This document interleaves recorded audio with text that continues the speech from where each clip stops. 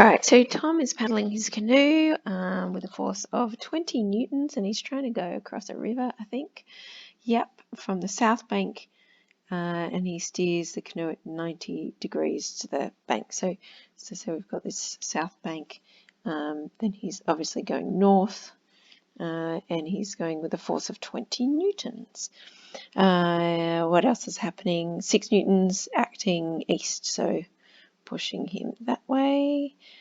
And then there's also another force that's 4 newtons northeast. All right, so these two that we've got so far are already in horizontal and vertical components.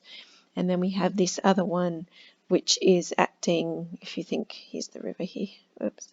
So it's acting in that direction, 45 at a 45 degree angle, because it's, where is it? 4 due to a breeze blowing from the northeast. So it's blowing from the northeast. So if I just do this, so these angles here will be 45 if it's blowing from the northeast, and that's 4. So if I just break these ones up into its vertical and horizontal components, you'll see this way we've got 4 cos 45. And so another way to say cos 45 is 1 on root 2 or root 2 on 2. So, and it's going, you can see this is going to go down and this is going to go across in order to have this resultant force. So this is in the negative direction.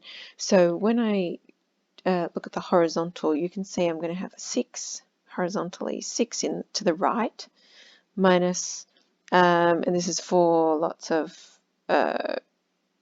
root 2 on 2, so that's 2 root 2. All right, so that's the total going in the horizontal direction. Vertically, so in the positive, we've got 20. Obviously, we've got this going down, and again, it's 4 sine 45, which is the same, 2 root 2, but it's down, so it's negative.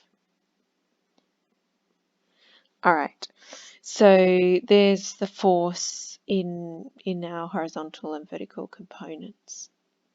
All right. So how are we going to use that? Well, we want to find the magnitude, so of course we're just looking at it in a right angle triangle. So obviously 6 minus 2 root 2 is that way, and then we've got this way 20 minus 2 root 2. So here's the resultant vector, or the resultant force, and we can use to find the magnitude, we can use Pythagoras. So square root of 6 minus 2 root 2 squared plus 20 minus 2 root 2 squared. And that will give you approximately 17.5. So the magnitude is approximately 17.5 newtons. So that's magnitude to 1 decimal place. We also want the direction in degrees to 1 decimal place. So the angle, we could say the angle above the horizontal. Let's find that angle. So clearly that angle is going to be the inverse tan of 20 minus 2 root 2 on 6 minus 2 root 2. So put that in your calculator, you'll get 79.5 degrees. That's to 1 decimal place. So 79.5 degrees above the horizontal. You could always find this angle instead and use true bearings, up to you. Okay, hope that helped.